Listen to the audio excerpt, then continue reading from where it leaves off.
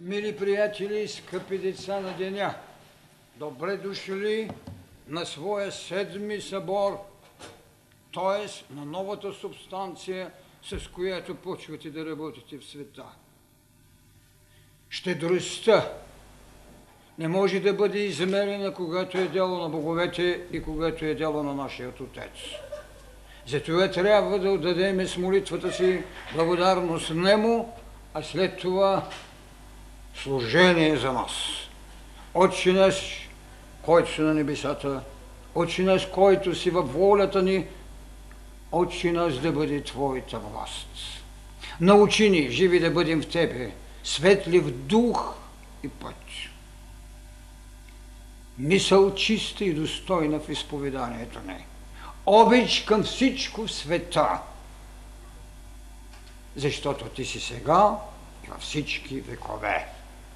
Да бъде Неговата ръка над всички. Амин.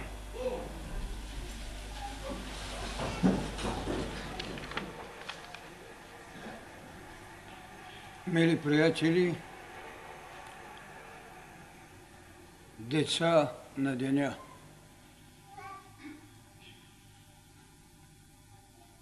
миналата година казах на шестият събор за една велика тайна, която е предоставена на човека, за да не забрави своя земен и божествен път, дори тогава, когато е император.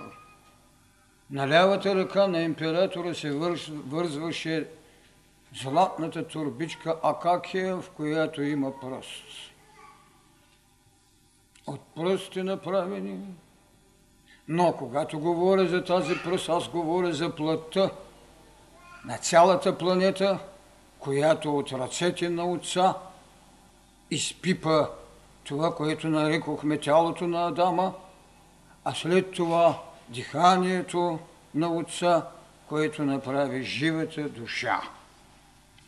Ето защо искам да кажа, откриваме съборът с един израз от посветението ученик Йоанна, който още в глава 1, стих 12 каза какво е рекал голямият, неизбежният, онзи, който влиза в Великата Троица, онзи, който е дете на всемирната даденост, радостта на Бога, за да го нарече от свой син.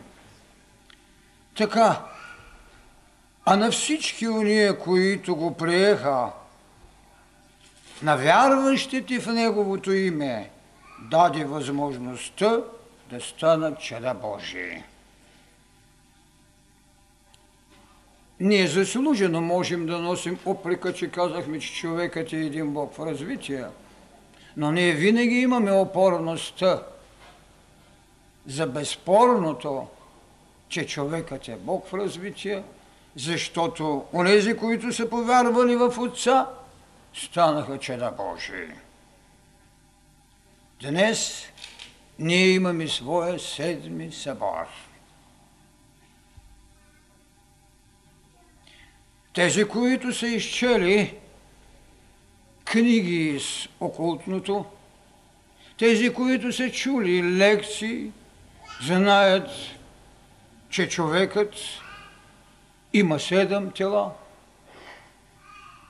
че човекът има 7 чакри, че човекът има книга на живота, която има 7 печата, и само един имаше дързостта и посветеността да ги счупи. 24 старци пееха осанна слава, но не можеха да счупят печата. А той, син човечески, син небесен, син на Отца си, имаше благословението да счупи печатите на книгата на живота. Ето тази иерархия е предоставена сега на вас. Когато имате седмия си събор, Когато сте минали през всички пътища, които съдбата и историята, божествата, каменни или некаменни ви носиха, през всичките тези будности, за да можете да се разкъсате в физика, да се облагородите от духовната мисъл и да бъдете посветени от духът.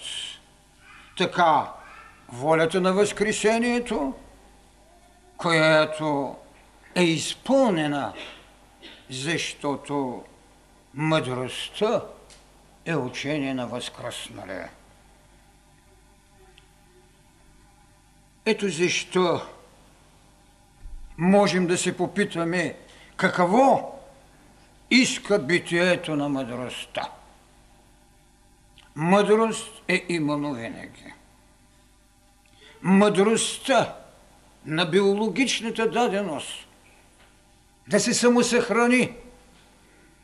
Мъдростта на очите, за да ви отделят от стадото. Защото когато човекът получава очи, той се оглежда и се отделя. Мъдростта на книгата, мъдростта на сърцето. Следователно мъдрост е имало.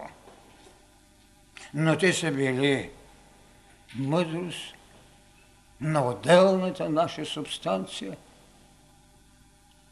Те са били необходими човекът да се осъществява, човекът да се освободи от пещерата, човекът да не живее повече с внушения страх от небесните сияния, на които даде божествено признание и коленни молитви. За човека непрекъснато с хилядилетия е внушавано, че той трябва да страда, че той е несъвършен, че той е жертва. Не. Това беше служение на ума, служение на правдата, служение на любовта,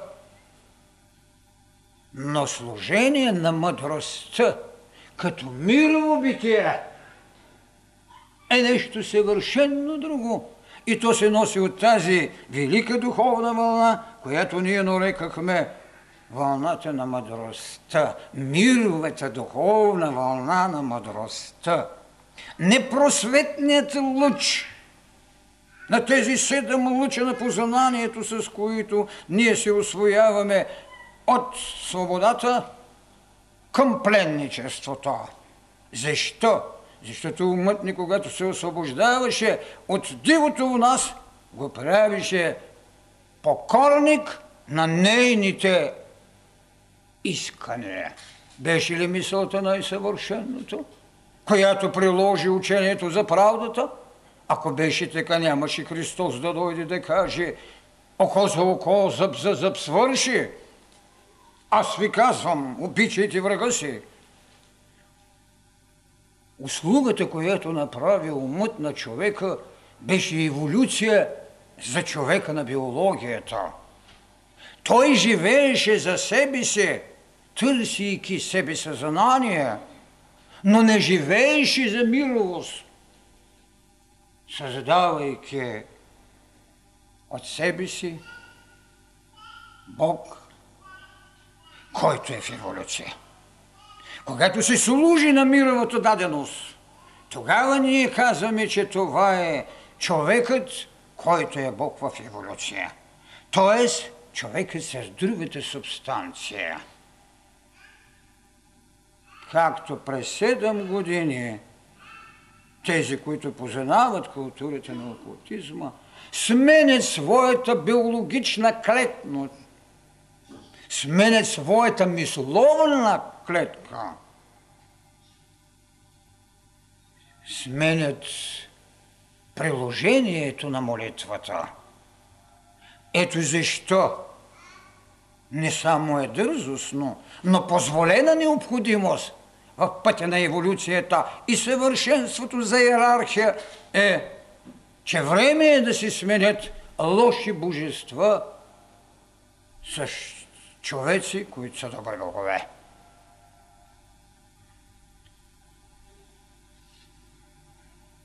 В потвърждение на цялата тази теза, която исторически човекът е извървявал, ще си позволя да ви цитирам нещо от книгата на мъртвите на древните египтяни. О, богове, които идвате да ме посрещнете, ръцете си към мене протегнете, защото станах Бог ваш равен. А като окото божествено за миг едва ли не угасна при битката между Сет и Хор, аз към живот го върнах. Имаме ли основание да бъдем не само смели в изповеданието си и потвърдени от хилядилетията преди нас, защото и тогава е имало човеци, които са били богове в развитие. Протегнете ръцете, защото идвам при вас. Битката между Сет и Хор, битката на този дуализъм между добро и зло, което дава възможност на течението, което създава човекът Бог. И тогава, когато трябва да разглеждаме нашия символ, този символ, където казахме, че символът на духовната вълна на мъдростта е горната част на кръста. Тоест, когато двобоят между дух и материя е извършен, това извърши Христос. Извърши най-великата тайна, от която се изхожда в новата иерархия за божества. Извърши двобоя между дух и материя. Да преминеш от личното служение, от социалната ти жертва, от човешката ти добродетел към божествената съдайност. Тоест, така както казахме, няма голготски път, а има път на богове.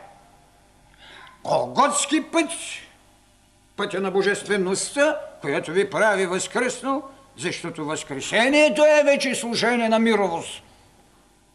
Когато любовта от личното поведение на биологичната даденост ви превръща в любов на жертвата, на възкресението, вие сте мирослужител. Така че, когато говорим за този наш символ, който стои над кръста, следователно иерархията е безспорна и никой не е отречен. Христос ще бъде винаги кръста на двобоя между дух и материя, възкръсналият, който дава любовта, че в другия няма враг. И така, там този триъгълник, който е единство между това триличие, които носим като изповедание, там има още нещо, което е казано за полярността. Само че полярността на пространството и единството не е полярността на триъгълника, а е полярността на взетата над кръста тайна. Триъгълника ние го чертаем, така че полярността стои, защото тя е пътя от минало към бъдеще, защото този път от горната част на триъгълника ние сме го взели и ние го правиме като знак на мъдростта. Така че полярността е в това, че имате минало, което сте пожертвали заради мъдрост, която е вече изповядана и влиза в служение. Така че време и единство. Така битието не призова. Така нашата школа, нашия път на удохотворяването не е нито академично училище, нито окултна школа, нито дребномислие на секти, защото вие знаете моите думи, че сектата е взела един лъч от мировото учение на Христос или от мировото учение на Кришна, или от мировото учение на Буда и остава в бледината на лунното си осенение, където лунните братя работиха много за това, което нашата планета получи. Обаче лунно светлеене. А ние минахме през деца на слънцето, минахме през посвещенията, които Египет създаде, минахме през елевзийските церемонии, минахме през тайните на Самотраке, минахме през възкресенските гробове на Тракия. Но ние не можеме да имаме друго битие, освен това, което е обосновано от духовните ценности, които създават земното царство.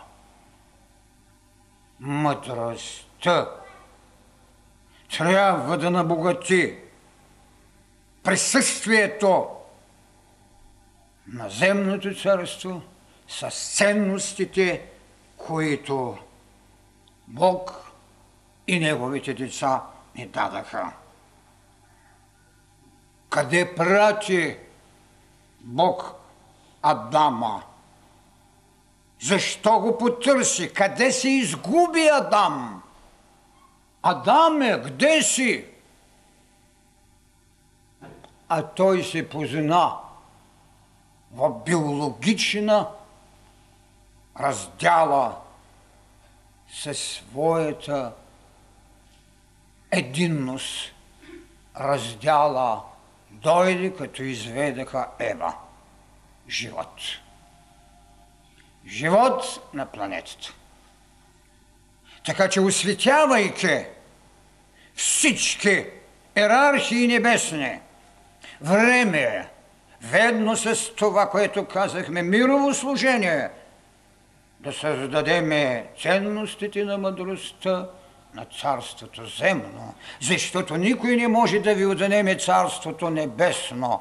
Неоспорим закон е смъртта с най-голямата награда да се родите там, за което сте отработили новото си присъствие за нов живот.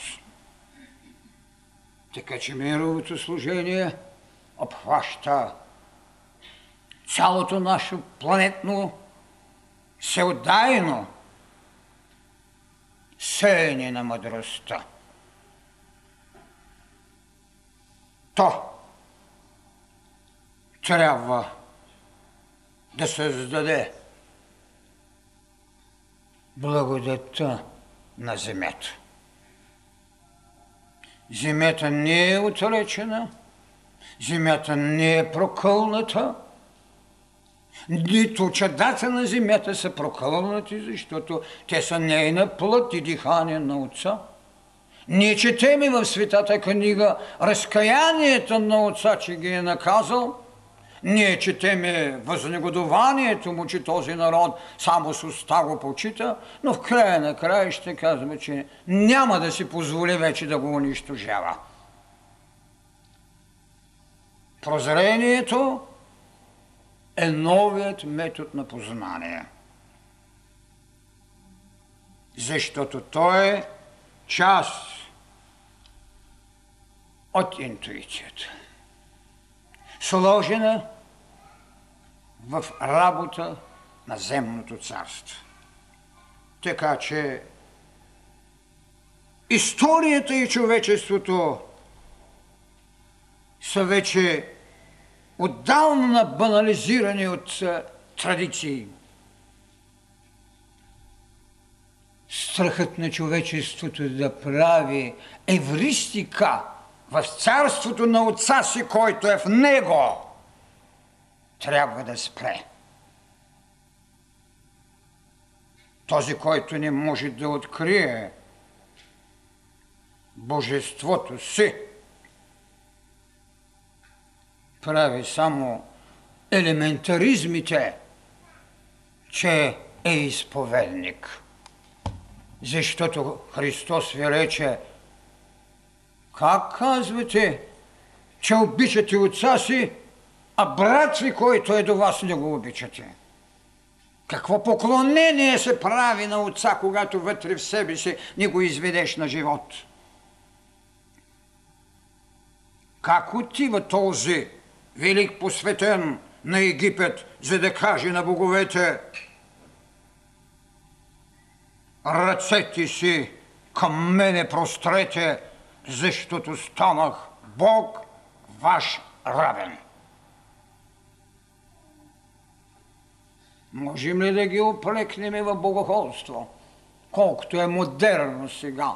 Или да кажем, че там сатаната се е вселил, както всяка секта, само едно нещо показва на светът – образа на сатаната.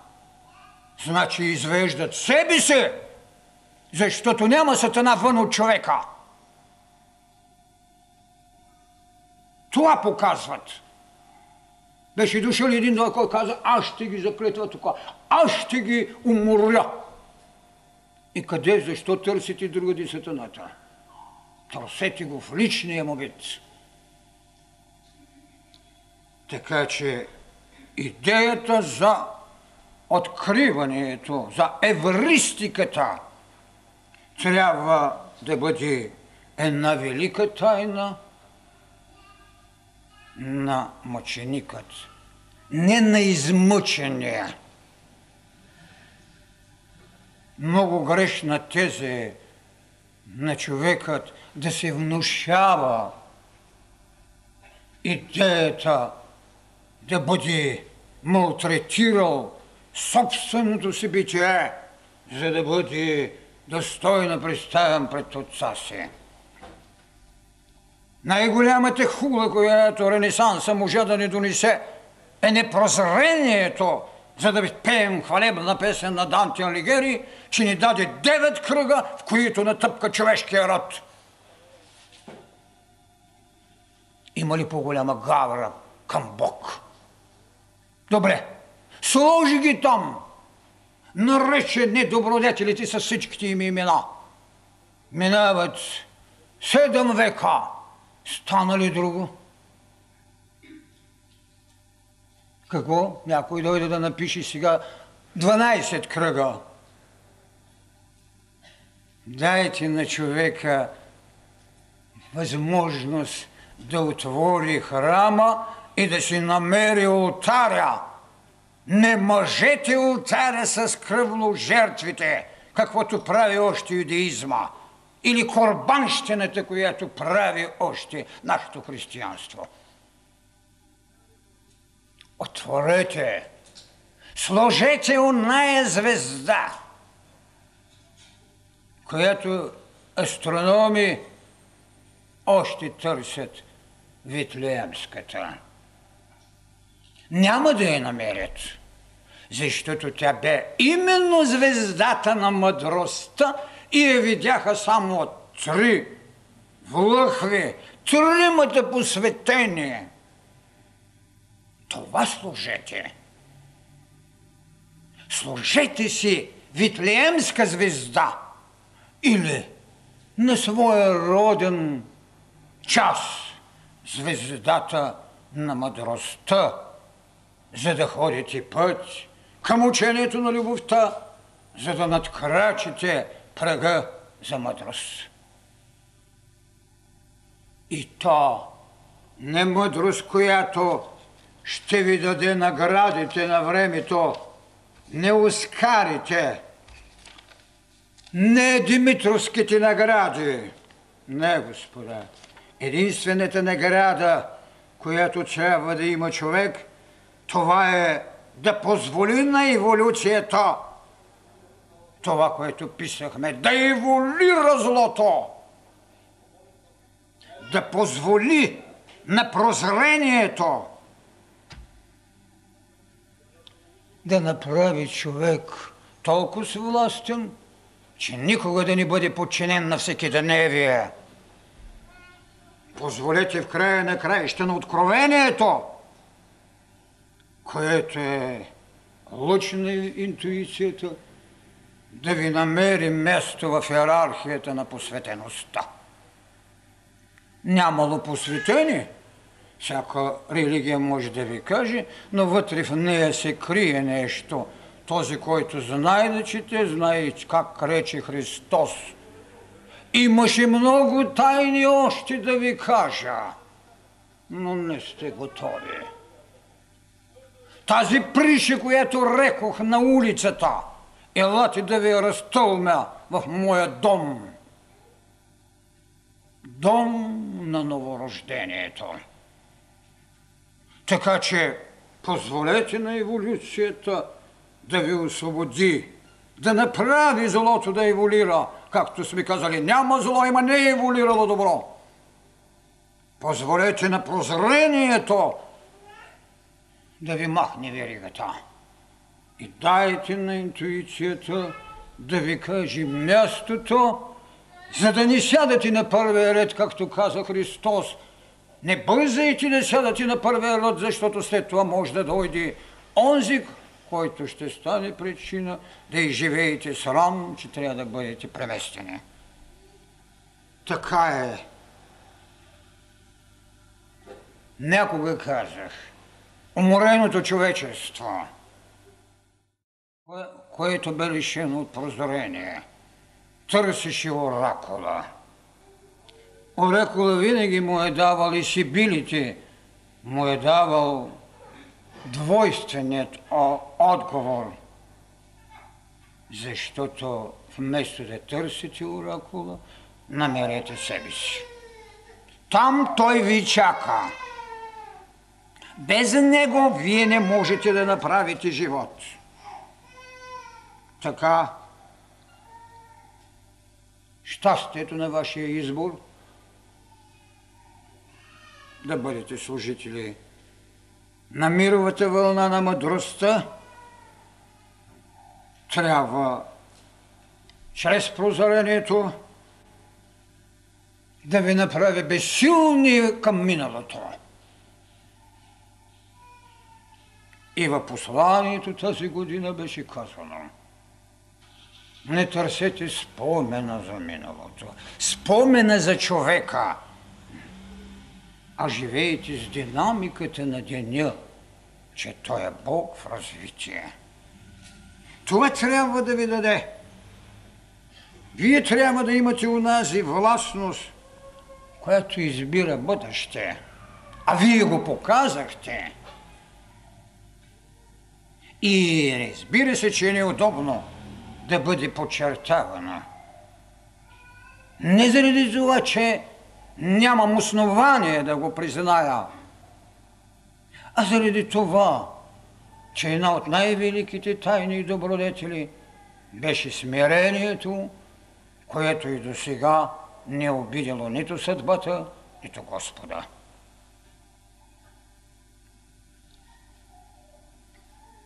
На нас не е потребен само един дом на гостуването, на който трябва да призовеме онези души, които ще намерят себе си в това присъствие, за да могат след това да се качат към онези светилища, където, както казахме, може да призовете боговете да прострат ръце към вас. Без страх. Възхитен съм от тази дързост, която древността преди 5000 години е могла да прати своя гостуващ син в царствата на небето, за да покаже на боговете, че той е равен там. Вие сте синове Божии. Така, ние трябва да намерим изгубения Адам. Адам, който трябваше да се потърси в една друга благодат, в благодатта на разделения пол. Човечеството много малко знае за една от най-висшите енергии, която е работила с милиони години. Енергията на възпроизводството, която е най-съвършена и висша и която е работила с милиони години за създаване на мозък. 23 милиарда клетки има нашата мозъчна даденост. С колко работим? Кружка от 25 свещи. А го носим. И затова казваме, че човекът е непобедим. Затова казваме, че животът е най-съвършенната изразност на Бог. Защо? Защото и смъртта не можа да го лиши. Така е. Тази година ние поискахме и това, което се даде, то беше жизнепотребата на осветено всекидневие. Това, което казах, че прозрението трябва да ви даде надмога над всекидневието. Ние поискахме прозрение и признание над всеки дом, над всеки свят. И точно в това служение, което беше неотложна воля на пътя на мъдростта, се направи мъдростта мирово битие. А то, нашето мирово служение на тази планета, никой не може да го спре, както никой не може да спре изгревът. Така, в такова служение човекът трябва да направи историята си. Много явления има във всекидневието му, но колко от тях са феномен на събития. Това е отговорената будност на всекидневието. Това е прозрението, което само с една дума прави своята молитва. Така,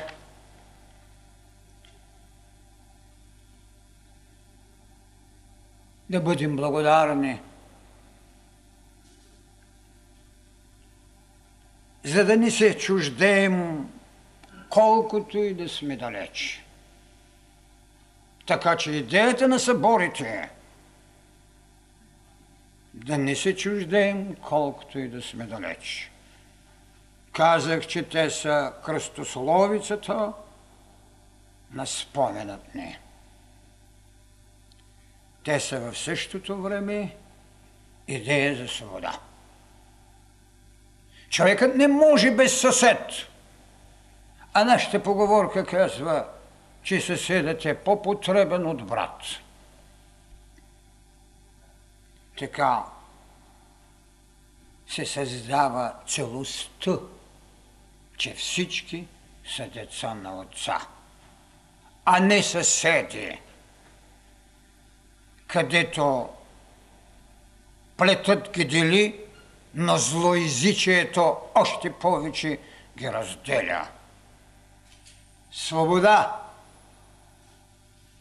не в избора на съседа, а свобода от всекидневно и зломисло деяние. Тогава мисълта, като мирово битие, няма да обслужи само личния ви дом, нито съседния прак,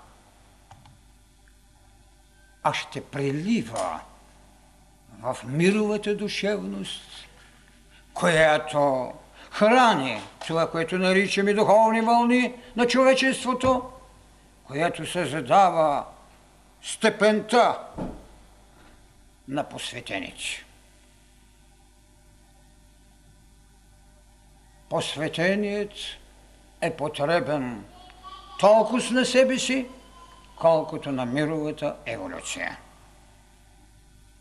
Отговорността, с която той ще даде своята дом, го прави един от уния богове, които могат да рушат и да възкресяват. Когато чуем идеята за разрушението, ние изживяваме ужасът, а никой не знае тайната на възстановяването. Това го демонстрира един Дионис, един Озирис, Адонай. Това го даде в живот Христос. Разрушете този храм и след 3 дни ще го възстановя. Храмът на всемирният служител. По една малка труха или по една нафора в причастието на служението, на мировото битие в мъдростта, ви желая от голямата пита на нашият наистина осветен път, 7-ми събор на духовната вълна на мъдростта. Нейният медальон е служение чрез прозрение. Бъдете благословени и несмутени, за да бъдете в хилядилетията намерили себе си. Да не се пилеете в скитничество да се търсите и да търсите олтар, на който трябва да приложите жертвопринос. Великата мисъл на великото служение. Мир душите, път в духовната вълна на мъдростта. Бог у нас и ние във Бог.